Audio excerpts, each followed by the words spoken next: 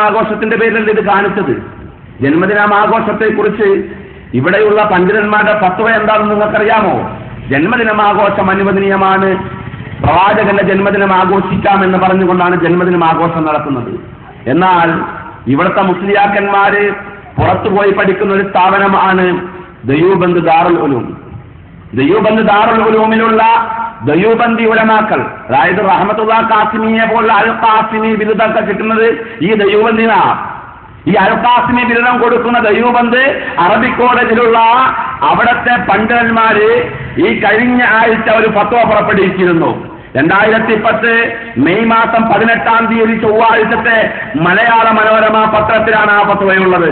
ആ ഫത്വ ഞാനൊന്ന് വായിക്കാം. ജന്മദിനാഘോഷം ഇസ്ലാം വിരുദ്ധമെന്ന് പുതിയ ഫത്വ. ഇതൊരു മുജാഹിദ് പ്രസ്ഥാനത്തിന്റെ ലേബലിൽ വന്ന ഫത്വയല്ല. ഈ സുന്നികളെന്ന് പറയപ്പെടുന്ന ആളുകൾ പോയി പഠിക്കുന്ന കോളേജിലുള്ള അവിടുത്തെ പണ്ഡിതന്മാര്, ആ പണ്ഡിതന്മാരുടെ ഫത്വയാണ്. നിങ്ങൾ കേൾക്കുക. സഹാറൻപൂർ ജന്മദിനാഘോഷങ്ങൾ ഇസ്ലാമിൽ അനുവദനീയമല്ലെന്ന് ദേവബന്ദ് ദാറുൽ ഉലൂം പ്രഖ്യാപിച്ചു. ഒരു സ്ത്രീയുടെ ചോദ്യത്തിന് മറുപടിയായാണ് പുതിയ ഫത്വ പുറത്തിറക്കിയത്. ജൂതനും ക്രിസ്ത്യാനികളുമാണ് ജന്മദിനം ആഘോഷിക്കൽ ആരംഭിച്ചതെന്നും ഇസ്ലാം ഇത് അനുവദിക്കുന്നതെന്നും ദാറുൽ ഉലൂം ചൂണ്ടിക്കാട്ടി. ഇത് സലഫി പ്രസ്ഥാനത്തിന്റെ റിപ്പോർട്ടല്ല. ഇത് ഇവിടെയുള്ള സുന്നികൾ പോയി പഠിക്കുന്ന അറബി കോളേജിലുള്ള